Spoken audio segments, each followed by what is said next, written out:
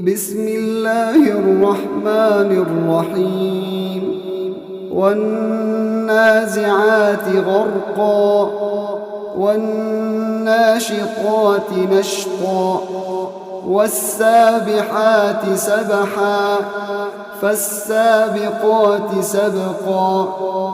فالمدبرات أمرا يوم ترجف الراجفة تتبعها الرادفة قلوب يومئذ واجفة أبصارها خاشعة يقولون أئنا لمردودون في الحافرة أئذا كنا عظاما نخرة قالوا تلك إذا كرة خاسرة فإنما هي زجرة واحدة فإذا هم بالساهرة هل أتاك حديث موسى إذ ناداه ربه بالوادي المقدس طوى اذهب إلى فرعون إنه طغى فقل هل لك إلى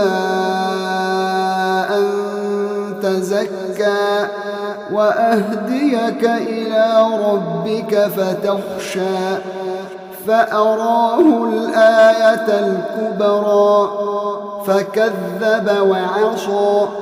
ثم أدبر يسعى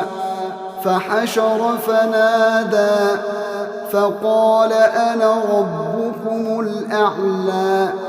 فأخذه الله نكال الآخرة والأولى إن في ذلك لعبرة لمن يخشى أأنتم أشد خلقا أم السماء بناها رفع سمكها فسواها وأغطش ليلها وأخرج ضحاها والأرض بعد ذلك دحاها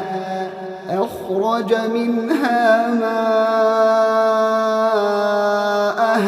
ومرعاها والجبال أرساها متاعا لكم ولأنعامكم فإذا جاءت الطامة الكبرى يوم يتذكر الإنسان ما سعى وبرزت الجحيم لمن يرى فأما من طغى وآثر الحياة الدنيا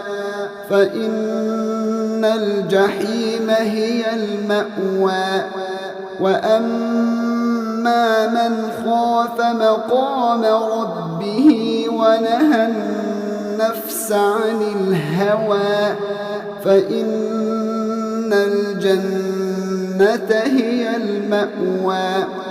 يسألونك عن الساعة أيان مرساها فيم أنت من ذكراها إلى ربك منتهاها إنما أنت منذر من يخشاها كأنهم يوم يرونها لم يلبثوا إلا عشية أو ضحاها